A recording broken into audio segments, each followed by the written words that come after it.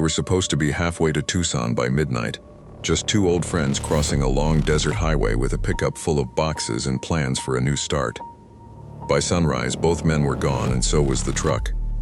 15 years later, a sheriff spotted their license plates sticking out of a flood-cut wash on an abandoned ranch road, and the first hard piece of the truth finally came back into the light. The two friends were Aaron Leal and Dylan Mercer, and on paper they looked like the kind of men people thought they understood. Aaron was 26, quiet, careful, the sort of person who folded receipts into neat little squares and kept spare phone chargers in his glove compartment because he hated being unprepared. He worked admissions at a small hospital outside Mesa Vistas, where nurses loved him because he stayed calm when everyone else was rushing. Dylan was 27 and built in the opposite direction. He talked fast, laughed loud, and worked at an auto body shop where he could straighten a bent fender by eye and somehow make it look easy. They had grown up 3 streets apart, played ball together as kids, gotten matching scars from a failed jump over an irrigation ditch at 14, and stayed friends through the slow drift that usually pulls people away from each other after high school. If Aaron was the one who thought things through, Dylan was the one who showed up without needing to be asked twice. It was the reason he was with Aaron that night. For weeks before they vanished, Aaron had been trying to leave more than town. He had told people the move to Tucson was about better pay, a bigger hospital, and getting out of a place where everybody knew his business before he did. That much was true. What he did not say out loud, at least not to most people, was that he was also trying to get away from a man named Randall Sloan. Randall was 44, a cattle broker with a clean handshake, a pressed shirt, and the kind of local reputation that made deputies nod when he passed them on the courthouse steps. He was married into money, chaired a church fundraising committee twice a year, and had spent a long time building himself into exactly the kind of man nobody questioned. But away from town, in roadside bars and cheap motels across county lines, he used another first name and lived a second life so carefully divided that it almost looked professional. Aaron had met that version of him first. By the time he understood how much had been hidden, he was already deep enough in it to feel ashamed. What made the situation dangerous was not just the affair itself. It was the way it ended. Aaron learned Randall was not some closeted man trying to untangle a bad marriage, which is what he had claimed in the beginning. He was still living with his wife. He was still using her family's land and money. And there was another secret too, one even Aaron had not known at first. In a town almost 90 miles away, Randall had been quietly supporting a woman and a 10-year-old boy. Not publicly, not openly, just enough cash, just enough motel stays, just enough lies to keep that other life alive. When Aaron found out, something in him snapped clean. He did not want Randall's promises anymore. He did not want the late-night calls, the apologies, the possessiveness, or the fear that came with all of it. He told Dylan enough for Dylan to understand one thing very clearly. Aaron was scared of how Randall handled losing control. The night they disappeared was a Thursday in late August, still hot long after dark. Aaron had packed the bed of his silver pickup with the first load for Tucson. Clothes, a guitar case, 2 plastic storage tubs full of books, framed photos wrapped in towels, and a coffee maker Dylan made fun of, because Aaron refused to start a morning without it. Dylan had finished his shift, gone home only long enough to change shirts, and come back with a duffel bag and a large iced tea. They left just after 8:30, planning to take State Route 74 across Red Basin County because it cut time and, that late, traffic would be light. Aaron texted his sister Marisa at 8:41 p.m. to say they were on the road. He added a thumbs up and wrote, "See you around midnight if Dylan doesn't make me stop for terrible gas station food." It was ordinary, so ordinary that Marisa would stare at that text for years, trying to understand how a normal night can still end in a hole so deep it never really closes. Their first stop was a gas station at Cobry Junction, one of those lonely bright places that look almost theatrical against the dark desert. The security video was grainy, but it showed enough. Aaron pumping gas, Dylan walking out with sunflower seeds and 2 bottles of water, a tan dually truck on the far side of the lot, hitched to a flatbed gooseneck trailer with a dead marker light on the right rear corner. At 9:06, Aaron stepped away from the pump, looked at his phone, and stood still for several seconds. When detectives later recovered the phone records, they found a string of calls from a prepaid number that had been contacting him for weeks. The number called 3 times that night in less than 12 minutes. Dylan came out, saw Aaron's face, and asked something. No audio survived, but the footage showed Dylan's whole posture change. Aaron shook his head like he wanted to dismiss it. Dylan didn't buy it. They left the station at 9:14. The tan dually left less than 3 minutes later. At 9:31, Aaron texted Marisa again. Crossing Red Basin now. Still good. A minute after that, Dylan left a voicemail for his girlfriend, Tessa. He joked that Aaron was making him listen to old playlists from high school and said, "If I hear that same Third Eye Blind song again, I'm throwing his phone out the window." Then his tone shifted for a second. "Quiet, more serious," he said. "That guy's still calling him, but we'll be fine, I'm here." It was the last thing Tessa ever heard from him. 10 minutes later, Aaron's phone received one more message from the prepaid number. Investigators did not see that text until much later, but when they finally did, it changed the whole shape of the case. It read, 5 minutes. Old survey turnout. Then I leave you alone for good. The turnout sat just off Route 74 near mile marker 118, a wide patch of dirt used by survey crews years earlier and mostly forgotten after that. It was the kind of place people passed without noticing, unless they already knew it was there. According to the prosecution's later reconstruction, Aaron made the worst decision of his life there, and it was a human one. He wanted the calls to stop. He wanted Randall to hear the word no in person, just once, with Dylan standing there beside him so there could be no twisting it later. He probably thought a brief meeting on an open roadside pullout was safer than letting Randall show up in Tucson or outside Marisa's apartment. That was the last choice he got to make. Randall arrived in the tan dually with the flatbed attached. Aaron stepped out. Dylan followed. The argument started low and fast, 3 people talking over each other in the desert dark. Aaron handed Randall a manila envelope containing printed emails, a key Randall had once given him, and a cheap silver watch Randall had bought him during one of their trips. Dylan stayed close. Randall asked if Aaron had told anyone. Aaron said enough. Nobody heard the first shot except the 3 men standing there. The second likely echoed farther. But that stretch of desert has a way of swallowing sound when the wind runs the right direction. When investigators finally rebuilt the scene, they believed Randall hit Dylan first with a heavy metal flashlight, after realizing Dylan was holding up his phone and recording. The phone fell and cracked. Aaron lunged forward. Randall drew a .38 revolver he kept in the truck console. He fired once into Aaron's chest at close range. Dylan ran around the pickup, maybe trying to get to the driver's seat, maybe trying to pull Aaron in and leave, maybe just reacting. Randall shot him in the back near the shoulder blade. Dylan went down behind the truck. Aaron was still alive for a minute or two after the first shot, which the medical examiner would later say was both terrible and important. It meant this was not an instant accident, not a crash, not some wild desert disappearance. It was a face-to-face killing that unfolded in panic and rage. Randall had not come there empty-handed by chance. That mattered. He brought the trailer because he already knew how badly this could go. Maybe he told himself it was only there in case Aaron's truck broke down. Maybe he had planned only to scare him. But when a man drives to a remote turnout at night with a gooseneck trailer, work gloves, ratchet straps, and a loaded revolver, the room for innocent explanation starts getting very small.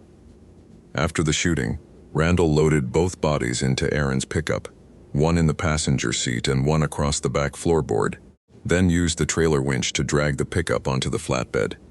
Tire marks and blood should have stayed there. In a better world, they would have. But Red Basin was hard country. The ground was dry and broken. A windstorm rolled through just before dawn, and by the time anyone knew the men were missing, the place where they died had already started erasing itself. The first hours of the investigation went wrong in believable ways. Aaron and Dylan were adults. There was no confirmed sign of a crash. No call for help had come in. Aaron was in the middle of moving away, which made voluntary disappearance, at least on paper, harder to rule out than Marisa wanted to hear. Dylan had a history that did not help. Nothing violent, nothing major, but enough old trouble for lazy theories to bloom around him. An unpaid debt from years earlier. A suspended license he had finally cleared. A rumor he sometimes bought pain pills after wrecking his shoulder in a dirt bike accident. None of it meant he vanished by choice. But in the first days, every little fact got twisted into a reason not to look in the right direction. Search crews swept long sections of highway, helicopter teams scanned ravines and dry washes, and volunteers pushed deep into terrain where a truck might have rolled and disappeared. When nothing turned up, suspicion spread outward and sideways. Maybe they crossed into Mexico. Maybe they got mixed up with a smuggling route. Maybe they fought. Maybe one killed the other. Maybe neither one wanted to be found. The hardest part for the families was that the desert offered almost nothing back. Aaron's wallet never surfaced. Dylan's boots were never found. The pickup, a big enough object to seem impossible to lose, simply stopped existing. Randall, meanwhile, handled himself exactly the way a calculating man in a small county often does. He inserted himself just enough to look concerned, but not enough to draw a light on himself. He told one deputy he knew Aaron only casually from fundraisers and feed deliveries. He told another he had seen Dylan at the body shop once or twice. He volunteered a horse trailer to help search rough ground and spent half a day near the command post handing out bottled water. Marisa would remember that detail forever. She said he looked her straight in the eye and told her not to give up hope. At the time, he was likely one of the last people on Earth who knew exactly where her brother was. As weeks turned into months, the case hardened into the kind of silence that ruins families in slow motion. Marisa kept Aaron's room almost untouched for 2 years, not because she thought he would walk back in, but because changing it felt too much like agreeing with the version of the world that had taken him. Dylan's mother, June, called the sheriff's office so often that one dispatcher started answering with, "No updates yet, Mrs. Mercer," before she even gave her name. Friends tried to move on, then felt guilty when they did. Birthdays stayed on calendars. Phone numbers stayed saved. Around the 1-year mark, investigators brought in a state analyst who reviewed Tower Ping's bank rack records and old case notes. He said what other people had already started saying in softer voices. If the truck was not found, the men were probably not going to be found either. After that, the file moved from active to open, and then from open to old. That is what a cold case really is. Not a mystery frozen in perfect suspense. Just a living wound that official language slowly stops treating like an emergency. But one detail never sat right with the people who knew Aaron best. He had been keeping copies of things. He always kept copies. When he was still in school, he made duplicate keys and labeled cords in zip bags. During the last month of his life, he had printed emails, saved screenshots, and written dates on the back of motel receipts. Marisa knew that because she found a few stray papers in his apartment after he vanished, torn from a notebook and shoved under a dresser drawer, as if he had hidden them in a hurry. The papers mentioned only a first name, Ray, and a line Aaron had written to himself. "If he keeps showing up, I tell everything." Investigators looked at it early on and treated it like breakup clutter, a dead end, just some private drama unrelated to the disappearance. But Marisa never believed that. She said Aaron was many things, but careless was not one of them. If he wrote something down and hid it, it mattered. 15 years passed before the desert gave up the first solid answer. Not 14, not 16, 15 exactly. In the summer of 2026, Red Basin County got a sudden late monsoon that tore through dry channels and ate away at old ranch roads that had held for decades. Sheriff Elena Ruiz was out near the old Sloan lease after a cattleman reported washout damage and missing fence line along a service track that hadn't been used much in years. Ruiz had been a young dispatcher when Aaron and Dylan disappeared. She remembered June Mercer's voice. She remembered Marisa showing up in the lobby with a binder full of notes. The case had been one of those local ghosts that never fully leaves the building, even when nobody says the names anymore. Ruiz was walking the edge of a fresh-cut wash when she saw a rectangle of dull metal sticking out from the dirt wall at knee height. At first, she thought it was scrap siding. Then she brushed away mud with her glove and saw faded paint, then stamped numbers, then the shape of a state plate bent almost in half. It was Aaron Leal's front license plate. The plate was not lying loose on top of the ground. That was what made Ruiz stop and call the scene in immediately. It was wedged in compacted fill 2 feet beneath the present surface, as if it had been trapped inside whatever had been dumped there years earlier, and only exposed once the flood carved the bank open. There were flakes of silver paint nearby, bits of safety glass, a rusted hinge. The wash sat on a forgotten corner of land that had once belonged to Randall Sloane's father-in-law, a parcel tied to an old irrigation system no one used anymore. Ruiz knew enough not to overpromise. A plate was a clue, not a solved case. But she also knew this much. Missing men do not accidentally bury their own license plate inside a private fill bank on a ranch road. Within hours, the county had taped off the area. By the next morning, cadaver dogs hid along the wash and again near a flat section 30 yards uphill where the soil sounded hollow under probing rods. The case reopened with force after that. Ruiz pulled every old report, every statement, every box. She did what good cold case investigators do. She did not start by trying to prove a theory. She started by asking which facts had been smoothed over because they were inconvenient the first time. One was the gas station video. Technology had improved enough to clean it up, and in the enhanced footage, the dead right rear trailer light on the tan jewelry showed clearly. Another was a brief statement from a retired trucker who had called in the morning after the disappearance to say he thought he'd seen a Julie towing what looked like a silver pickup on a flatbed heading toward the old county spur road around 10:15 p.m. Back then, the tip had been buried because nobody knew whether the truck on the trailer was theirs. Now they had a plate in the ground near that same spur road. Ruiz also went back to Aaron's family and asked to see every box they had kept. Marisa brought out an old laptop, dead for years. Aaron's passwords were eventually cracked using the name of his childhood dog and a number from his baseball jersey. Inside the archived messages was the thing the first investigation never saw coming clearly enough. Randall Sloane. Aaron had not saved Randall under his real name. He had saved him as Ray, but the emails, calendar entries, and deleted drafts left a trail once Ruiz knew where to look. There were motel confirmations in 2 counties, angry messages, pleading messages. One draft Aaron never sent read, "I am done helping you lie to everyone around you." Another, written 3 days before he disappeared, was even clearer. "If you come near me in Tucson, I tell your wife, your church board, and her family about all of it. About the other woman too, about your son, about every motel and every story." That line changed the motive from vague jealousy to real, specific danger. Aaron was not just leaving Randall. He was threatening to collapse the entire structure Randall had built his life on. Ruiz also found a text backup from Dylan's old account, synced through a forgotten cloud service. On the day of the move, Dylan had texted Tessa, "He's finally done with that Ray guy. I swear if he tries anything tonight, I'm recording him." It was one sentence, but it told Ruiz exactly why Dylan died too. He was not the target. He was the witness Randall could not afford to leave standing. Search warrants followed. By then, Randall Sloane was 59, grayer, slower, and still living in the same county, though his wife had died of cancer 3 years earlier. He had sold some cattle land and leased out other pieces, but the old irrigation parcel had remained in family hands through a trust. When investigators cut into the packed fill above the hollow spot, they hit broken concrete first, then caliche, then metal. The shape of a truck roof appeared by the end of the first day. On the second day, they reached the crushed remains of Aaron's pickup, buried inside an abandoned pump sump that had been used decades earlier for irrigation maintenance. It was deep enough to swallow the vehicle whole once tipped in.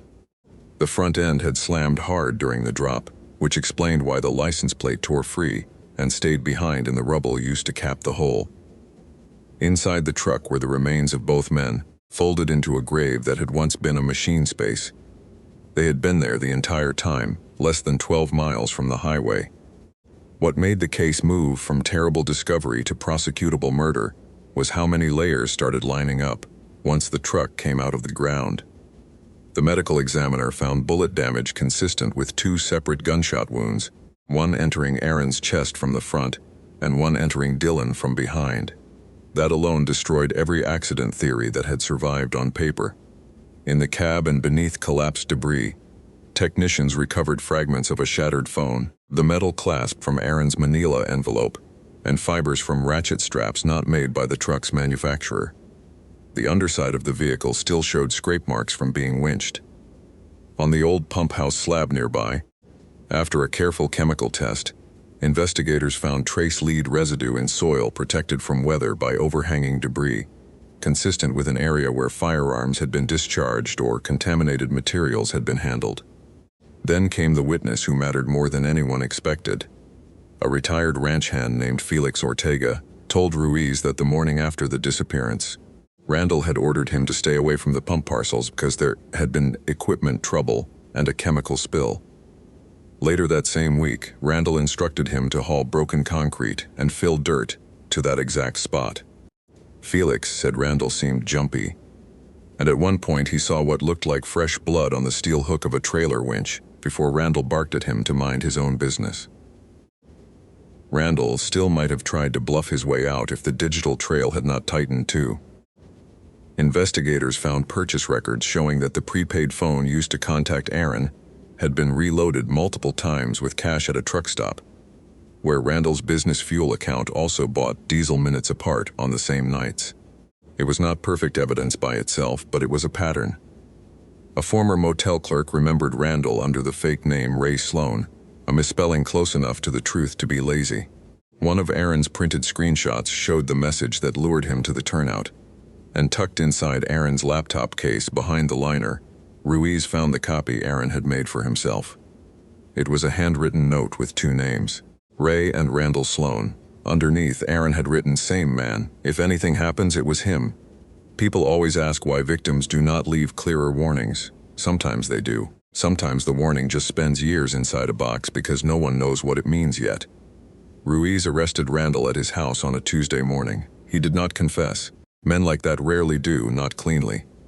At first he acted offended, then confused, then tired. He said Aaron had become obsessed with him. He said they had met only a few times. He denied being on the highway that night, until confronted with the restored gas station footage, the trucker statement, the trailer light match, and the evidence from the buried pickup. After that, he changed direction and claimed Aaron must have borrowed the land without permission, must have crashed there somehow, must have hidden from trouble. It was nonsense, and by then even he seemed to know it.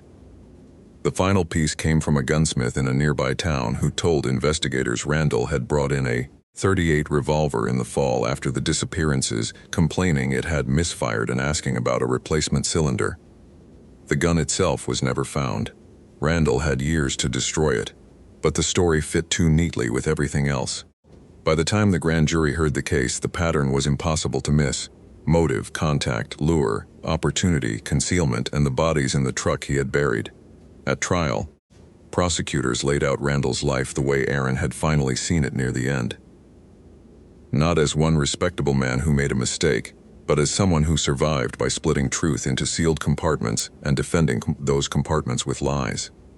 He had a wife whose family land financed his business image. He had a second woman in another county and a son he visited under excuses about livestock auctions. He had motel receipts and burner calls, and a habit of choosing isolated places where no version of himself could collide with another by accident. Aaron was the first person who had both the knowledge and the nerve to threaten the whole structure at once. He was leaving town. He had proof. Dylan knew enough to back him up, and worse for Randall, Dylan had tried to record the meeting. The state argued that Randall did not kill in some sudden blind second. He arrived prepared for force, armed and equipped to remove a vehicle. That was planning. That was murder. The defense tried to paint Aaron as unstable and Dylan as reckless, but the buried truck made character smears feel cheap. Ordinary young men do not bury themselves in a ranch sump beneath broken concrete after being shot.